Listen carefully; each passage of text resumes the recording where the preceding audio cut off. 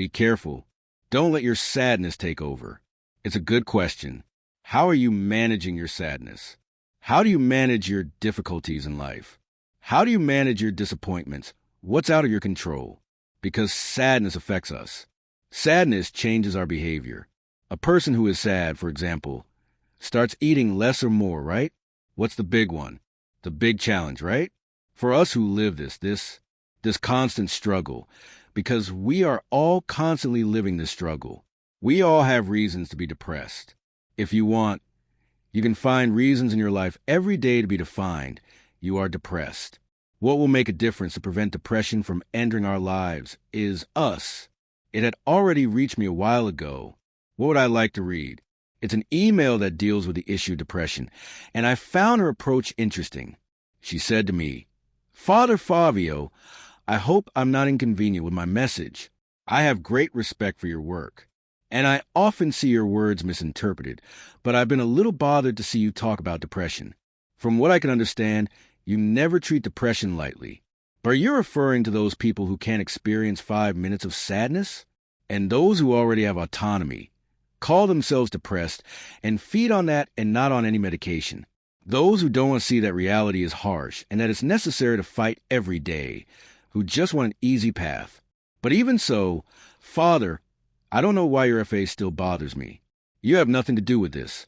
I know, but I would like to see you speak. Those who really suffer from depression, and to family and friends, because it is so sad to see those we love suffer and not be able to do anything.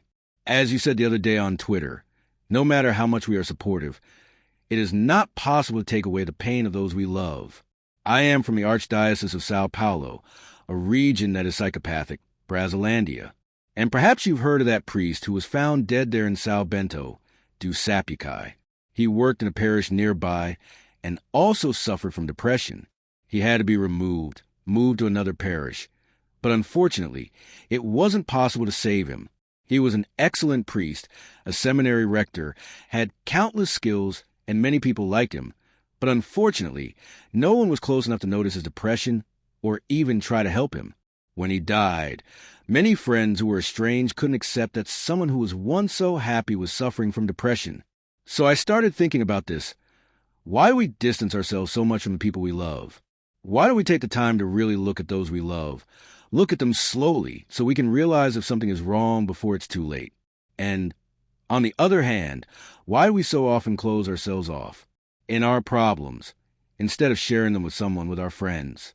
For fear of being misunderstood. Why don't we recognize that we need help? That makes this man proud.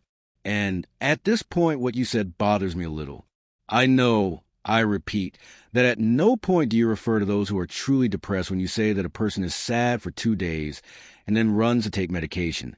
But I think this statement can lead someone who is truly depressed to postpone seeking help, with the excuse that it's just the normal sadness of life. I say this, Father, because I have depression, and it took me over a year to seek help. I only went to the doctor when I realized I could no longer cope on my own. I was very reluctant to use a psychiatric medication. Therefore, I think it would be very important for you to warn people that they should indeed seek psychological help, talk to their friends, and show that it is not shameful to admit to having depression. I believe this can help many people. Do you have the gift of transforming words into poetry? And would you know how to approach the subject appropriately? It's very sad to see qualified and capable people who seem to have it, who seem to perish because they remain closed off in their problems, without seeking any kind of help. Depression is a delicate moment of emptiness, of hopelessness. Please, Father, say a few words about this. It's very sad to see someone crippled by depression, and I wish I could help. God be with you. To whom I thank God for your ministry. Glaucia Brito.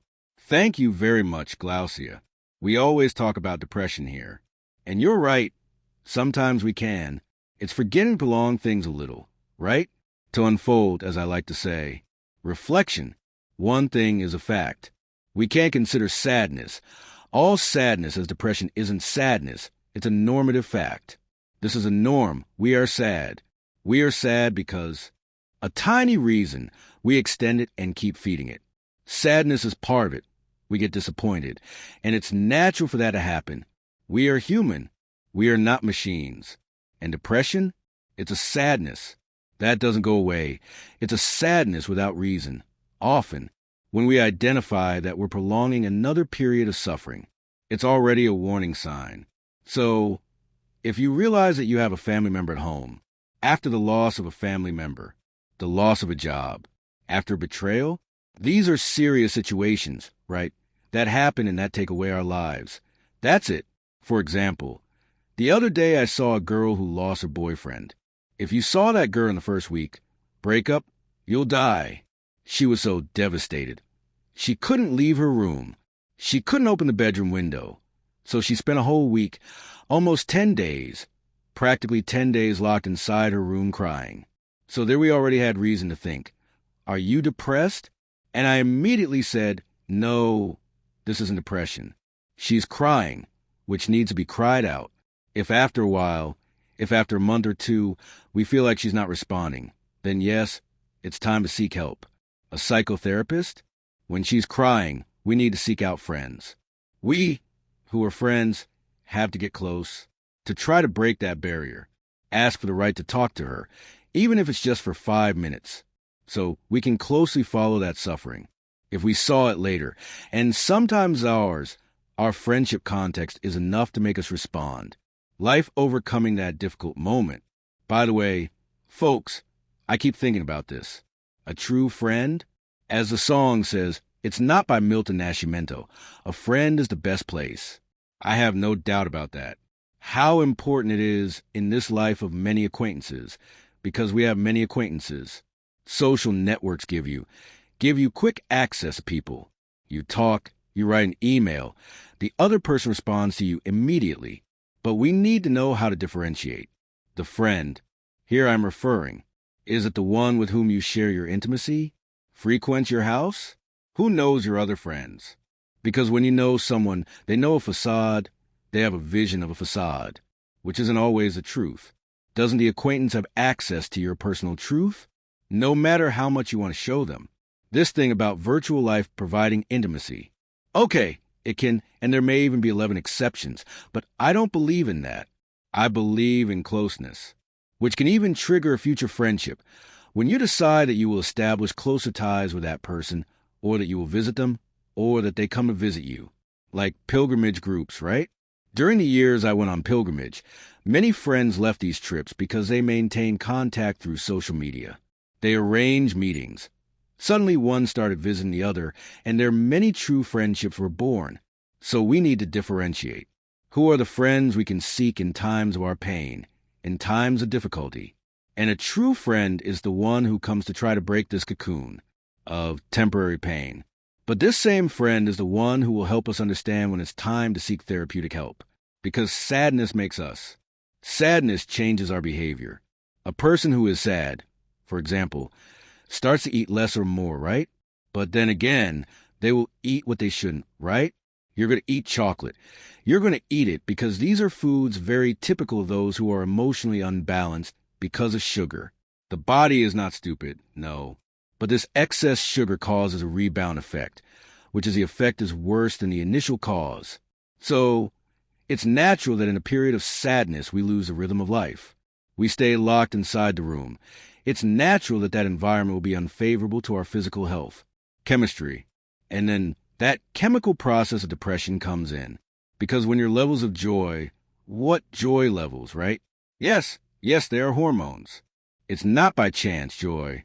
Joy is the result of hormones in the human body. It works based on hormones.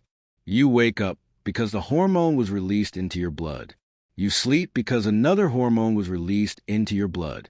When night falls, if you don't stimulate yourself too much, you will fall asleep at the right time. But since we live with computers connected to the television, all the lights in the house on, we hinder production of the sleep hormone. The same thing happens when we wake up.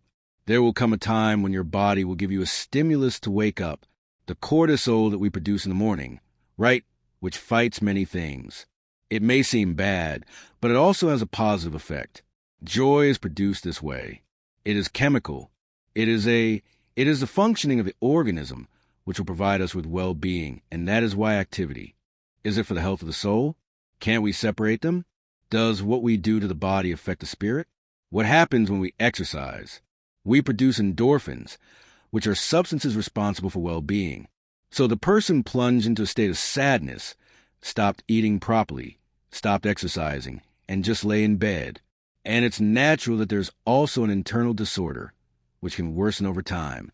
And it can evolve into a pathological state that requires medication to temporarily rebalance until the person is able to react without medication. But everything is monitored. It's not up to me to decide. It's not up to me to decide. At the pharmacy, I want a medication for depression. It can't be like that.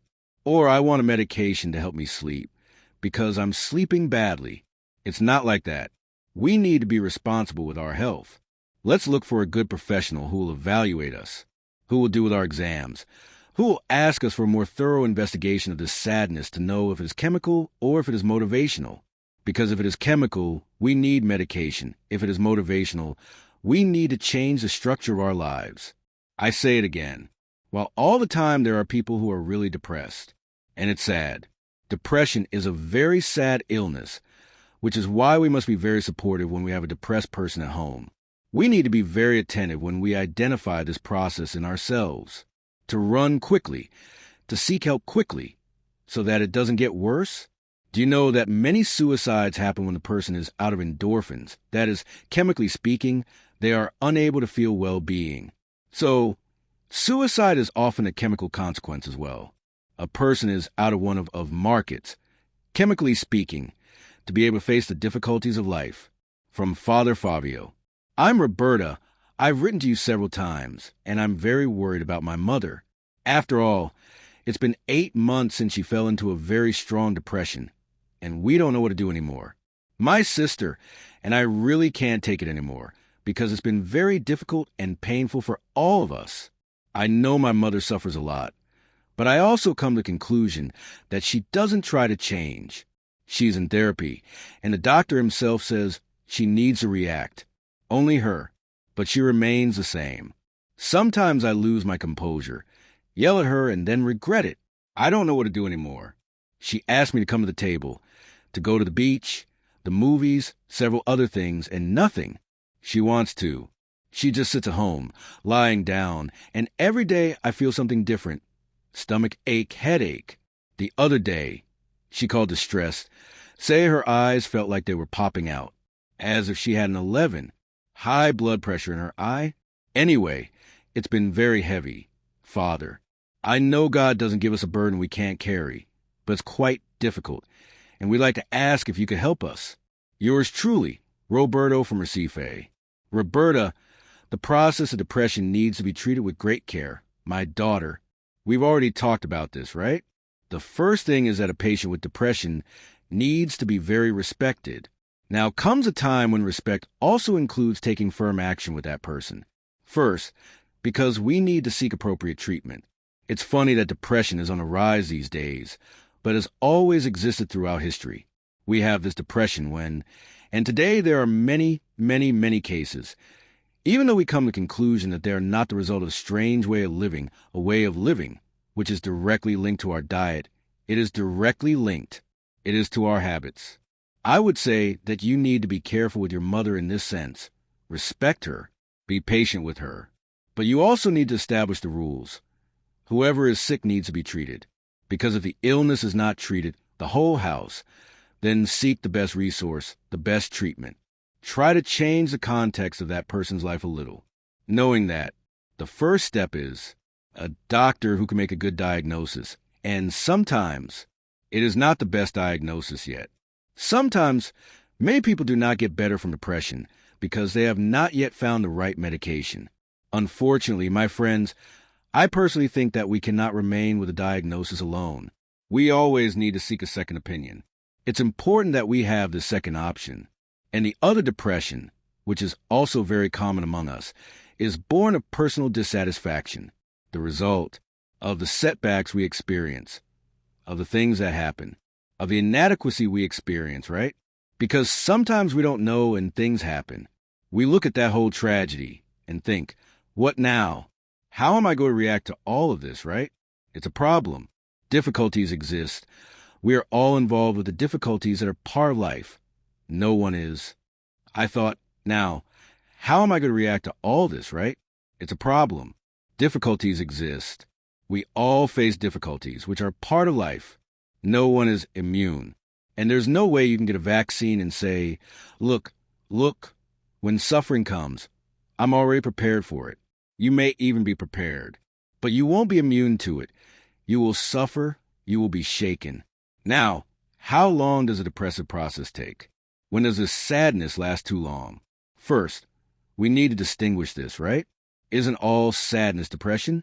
Sadness passes, and depression can become established as an extremely difficult process. It's difficult, and it can often lead to death. It depresses. They lose their vitality, right? Which is to lose their vitality, lose their sparkle. People, when depressed, they become dull. Yes, that's the case with your mother. Do you no longer feel like doing anything? But there has to be another side, too. We're on the outside. We want to help. We propose treatment. We seek resources. But then we hope that the sick person also reacts and starts looking. In the intervals of so much sadness, is there any reason that can be truly strong for them, capable of leaving themselves and starting to live with a little more quality, at least for that moment? Because from moment to moment, we create satisfaction. See, is it in your life? Is this a reality?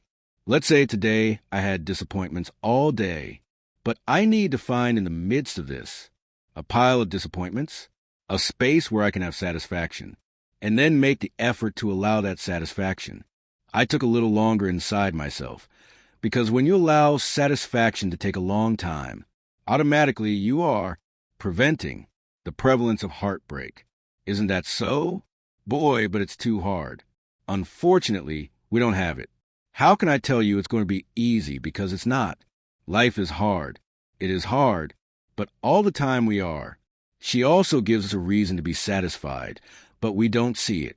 If we look at it, it's the glasses that magnify it.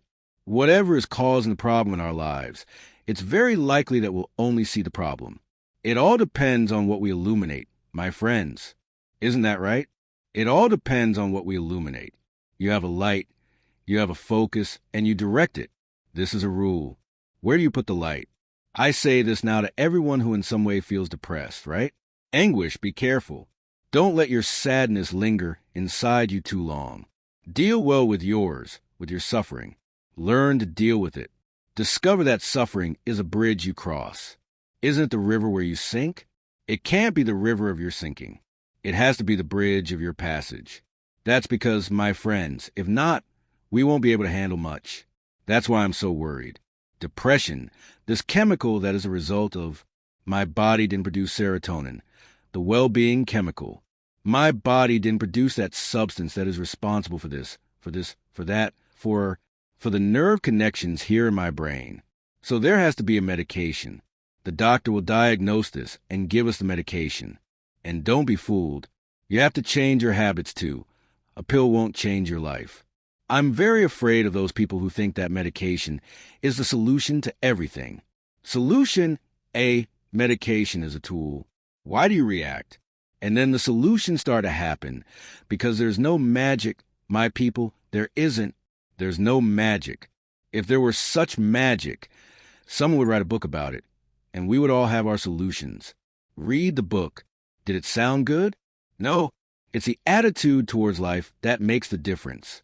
And you, Roberta, are absolutely right when you say that your mother needs to react. She needs to be well medicated. And when she realizes she's already on the right medication, she'll start to react. So it's time for her to act. React, right? She's already reacting. It's time to change her life structure a little. Start putting a little more satisfaction and positive thinking into it so she can overcome it. It's at this time that believing in God makes a huge difference. It's at this time that living in God makes a difference. Because whoever has this dimension of faith in their heart knows this intuitively. May God not leave us more. May God not let us remain still. Father Fabio, to what extent can psychology help a person with depression? Can psychology help a person with depression? As we've already said here, there are many types of depression. One of them is chemical. The person needs medication to regulate it. This is not the body's. There are a number of things missing now. Psychology is good in all cases, whether it's depression, motivation, or sometimes a person has gone through a process of loss. Let things start happening, because there's no magic, my people. There isn't. There's no evil. If there were magic, someone would write a book about it, and we'd all have our own solutions. Read the book. Did it sound good? No. It's our attitude toward life that makes the difference. And you, Roberta, are absolutely right when you say that your mother needs to react. She needs to be well medicated. And when she realizes she's on the right medication, she'll start to react. So it's time for her to act. React, right? She's already reacting. It's time to change her life structure a little. Start putting a little more satisfaction and positive thinking into it, so she can overcome it. It's at this time that believing in God makes a huge difference. It's at this time that living in God makes a huge difference. Why? Because who has this dimension of faith within their heart, knows this intuitively. May God not leave us more. May God not let us remain still. Father Fabio, to what extent can psychology help someone with depression? Can psychology help someone with depression? As we've already mentioned here, there are many types of depression, one of which is chemical. The person needs medication to regulate it. The body isn't. A number of things are missing now. Psychology is good in all cases, whether it's depression, motivational. Sometimes a person has gone through a process of loss. It's interesting because even the process of loss can also trigger chemical depression. Do you know why every time we lose someone in our home, in our family, every time we go through a tragedy, a painful event, we usually lose our appetite? When we lose our appetite, we enter a vicious cycle of not eating well. And when we don't eat well, the body experiences a deficit, right? He loses what he stored, and suddenly he's completely weakened. Depression often enters our lives like this, with an event that changes our routine. It's not just the event, right? But it's the extent to which the routine has been changed that sometimes defines depression. So, the person was physically active. Because of that moment of turmoil of a lot of work, they stop doing physical activity. Many people become depressed right there when they lose their routine, when they stop doing what they used to do, when they enter a different rhythm and gradually become sad. An interesting study was done. I was reading about this the other day. A group of people there, 100, 200 people who had regular physical activity. And you know that to be considered physical activity, it needs to be at least 3 times a week with a time span of 30 to 40 minutes. Beyond that, it's not physical activity, you know? It's a sedentary lifestyle, even if you don't have a regularity of 3 days a week, half an hour, 45 minutes of physical activity. Physical activity is a sedentary lifestyle. So, these people who are physically active, that is, for more than 3 days or more, were removed from physical activity. And 87% of these people had symptoms of depression after 3 months. Some began to experience a more intense process of sadness within a few weeks, and after 3 months, many of these people had established depression. Very interesting. So we need to be careful. Now, what is psychology? It helps us put things back in place. It's about not letting our routines be so disrupted. What is psychology going to do? What is psychology going to do? Sorry, guys, we're having a sound problem here. What psychology will do is precisely prevent that person from losing the rhythm of life. What the therapeutic process helps, my people, is to keep us from losing the thread, as the popular expression goes, right? Because this is very interesting. It's the effort we make so that that event doesn't kill us too. And then you see the reaction of many people who immediately say, "Look, I'm going back to work. I'm not going to stay locked in a dark room. My life needs to go on. I have children to raise. I have a husband who needs me. I have a wife who needs me. I have a son. I have a father." Anyway, you find a reason not to stop. People, depression creeps into our lives gradually. It doesn't happen overnight, unless it's a tragedy that happened, an accident that killed someone, and that knocked the ground out of our heads, took away our AA, right? Tranquility. But the grieving process, and Freud helps us understand this well. What organizing mourning means for Freud is precisely you, living the process of lament, of crying, but as reconstruction. Then we discover that it is possible for us to make, in the moment of difficulty, a springboard for change. We do not allow reality to be definitive. We do not allow, in times of difficulty, a springboard for change. We don't allow reality to be definitive. We don't allow that disastrous event to harm us. It's the flow of life. What's the big deal? The big challenge isn't for us who live this constant struggle, because we're all constantly living this struggle. We all have reasons to be depressed. If you want, you can find reasons in your life every day to be defined depressed. What will make the difference in preventing depression from entering our lives is our reaction at the right time when we allow it. I'm stopping eating right. I'm eating too much junk food. I'm not getting the nutrition I need. I'm not doing physical activity. I'm allowing my time to be too stressful. Everything I do in life is very stressful. I'm not taking time for rest. I'm not taking time for rest.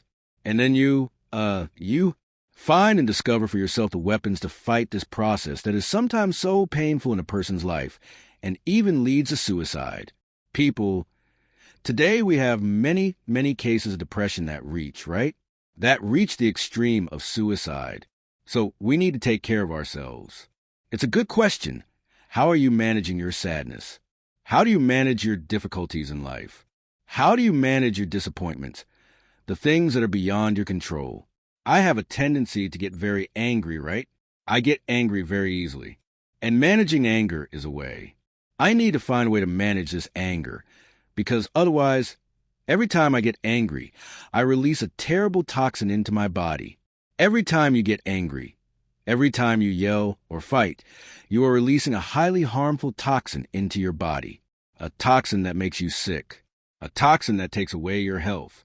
That's why those who are angry all the time soon become very upset. Very upset. The person becomes ill. I have to, right? I don't have to be upset. I keyboard if you're in a place where, yes, people are. It's really damaging other people's lives, isn't it? So we need to make an effort not to bring so many problems to that person. Now, if I know they'll help me, if it's just their comfort that I need, then there's no problem in me reaching out and telling them now. If I'm going to tell them just to fill their head, it's not very irresponsible. It's almost uncharitable when you tell someone a very serious problem, someone you know won't be able to help you. Vent. Vent to someone who has the structure to hear what you're going to say. You're not going to vent what's there, which is big, which is problematic, to a person who is more fragile, who is there with a problem in life, flood. So we need to be careful to learn to manage what is against us. So I take what is against me at this moment and go, no, do I have that much reason to be angry? Do I have that much reason to be irritated by this?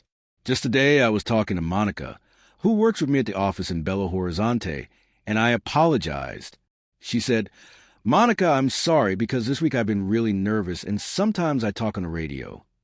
Does Excel request anything? It already has irritably. I can't do that because it's not just the other person who gets upset with me, but I'm also the one building a series of bad things inside me. I'm releasing a horrible chemical reaction within myself. And for God's sake, I don't deserve this horrible chemical reaction, and neither does the other person. So qualifying this isn't about avoiding other people's depression, avoiding other people's sadness, avoiding what's bad in life. We know it's hard, because when your blood is boiling, it's good to always remember that. It doesn't hurt. And acknowledging that is so good. We commit ourselves, right? I don't want to hide my flaws. I want to share them so I can commit to those who know I have such a flaw. And we come back to the same point. We can't avoid sadness, but we need to learn to deal with it. Everyone has reasons to be sad. Everyone has reasons to be upset. Yesterday I joked on my Twitter. I missed that doctor we used to go to for that consultation who, after a thorough analysis of our exams, would call our family and say, look, from now on, there can't be any setbacks. My mother really liked that kind of doctor. She would come to us with a threatening look on her face and bring the whole family together, saying, look, doctor, he said I can't have any disagreements. I wish, right? If that were possible, right? Look, we shouldn't disagree with me. Heart attack. That's right, until 11 people wrote yesterday on. Vera, right? If that were possible, right? Look, we wouldn't contradict me. Heart attack. Okay, Up to 11 people wrote yesterday on the message. I don't remember who said it was Father.